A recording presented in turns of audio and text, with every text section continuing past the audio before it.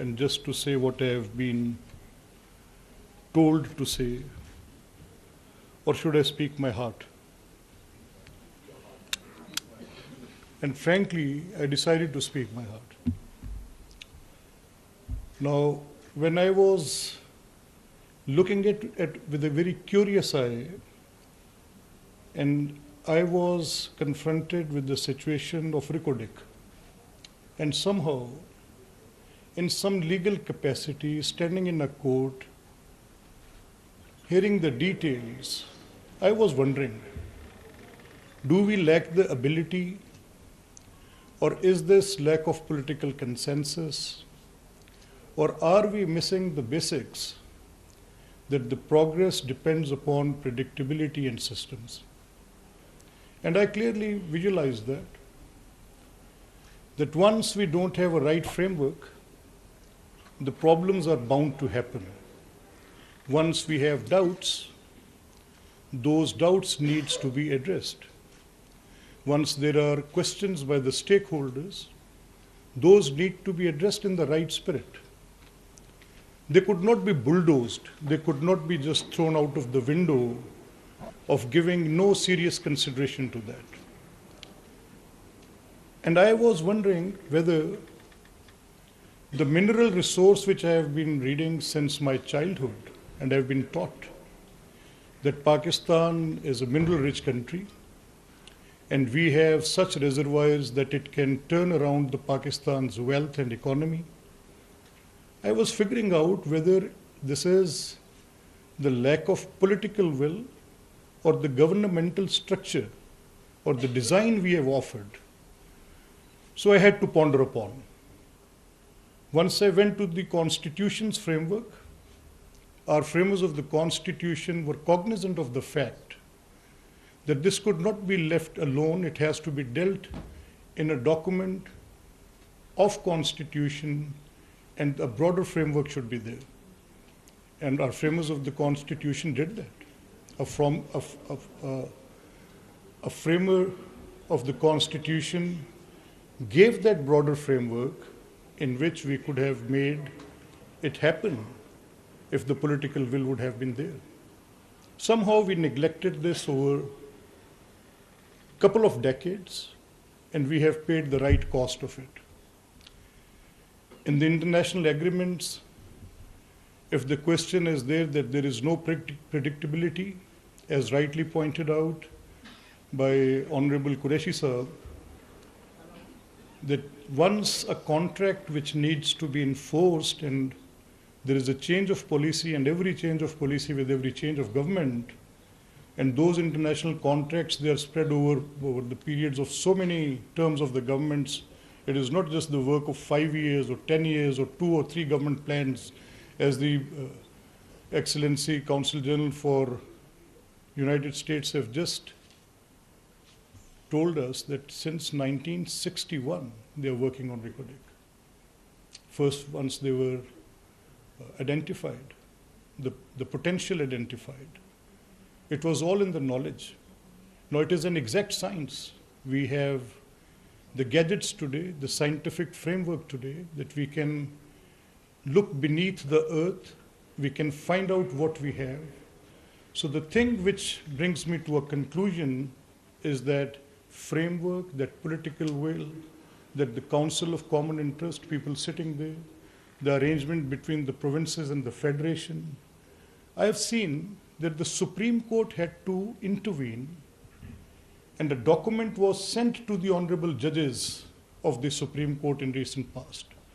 Now, this is the most bizarre suggestion which one can make, that before signing a contract, it is being sent to the judges of the Supreme Court to go through it, that if any challenge comes in tomorrow, this is the contract we are having, and our international partners should not be bothered with that. So it kills the sense of justice straight away. So where is that political will and decision making lacking? Is it the parliament which needs to look up? Recently, I've gone through the details when our provincial laws and the federal laws, and after the interest of the SIFC and the focus coming on our mineral resources and their extractions and their contracts and their agreements. So we went through the labors of seeing that what the federal laws say and what the provincial laws say and how we can harmonize them, that there are these all good bench lines are met with of predictability, of contracts being enforced, no changes coming in afterwards, the changes of the government, and finally we just passed those laws after a very detailed and lengthy and exhaustive debates in the Assembly. People had their questions. A question came whether there are forests, and if we have to uproot those trees and those forests for mining those minerals, is it good for the environment? Questions, such like questions, having huge impact. And those were no easy answers to those propositions. Those have to be talked and dealt with. And ladies and gentlemen, my 2 cents on this proposition is that the institutions, such as we are standing in here, the standing committees of the parliament and the respective assemblies, the academia, those who are producing our geologists, our universities, they all have a huge appetite for the correction, for putting the course right. They all want to do that. I have been hearing it very loudly. And I have come to a point that the thing which we are missing is political consensus.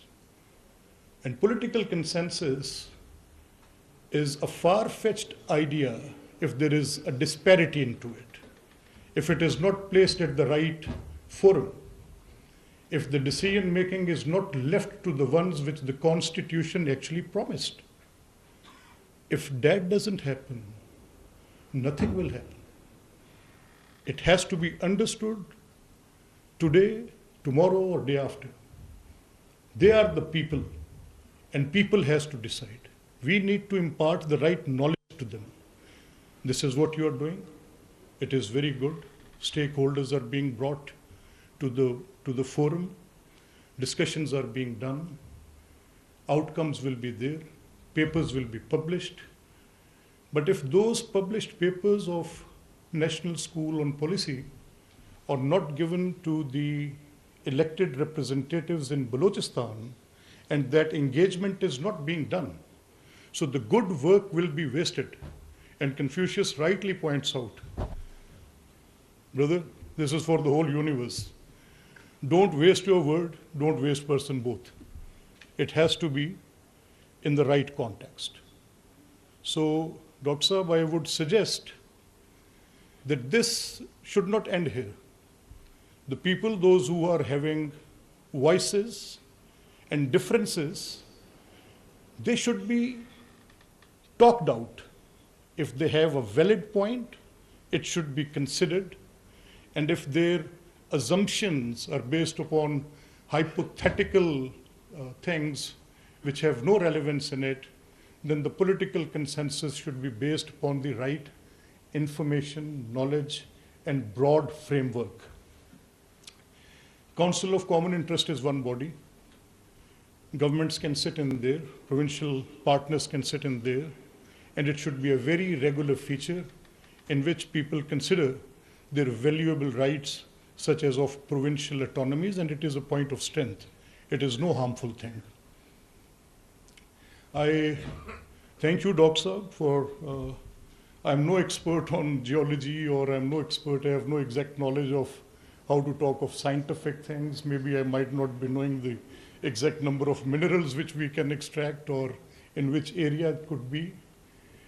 But my interest is to provide those businessmen, those who are going to bring in their capital into my country and give in return a huge benefit.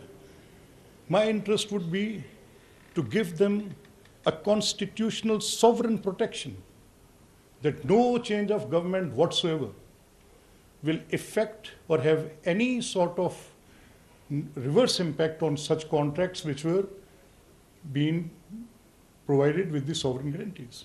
Such frameworks, legal frameworks, predictability, justiciability in that. And after what Quraish Saab said, he has actually given that exact thing which I had in my hand. So that's the way forward which he has proposed. Thank you very much for listening. Thanks. Speaker Punjab assembly Malik Mohammad Ahmad Khan conference से खिताब कर रहे थे। उनकी जानिब से कहा गया कि पाकिस्तान में मजबूत जमहूरी इदारे और मौसर गवर्नेंस ही पायदार तरक्की की बुनियाद है। अवामी मसाइल का हल कानून साजी, शफाफियत और मौसर तर्ज हुक्मरानी के ज़रिए ही मुमकिन है। पाकिस्तान में मजबूत जमहूरी इदारे और मौसर गवर्नेंस ही पायदार तरक्की की बुनियाद है। अवामी मसाइल का हल और मजबूत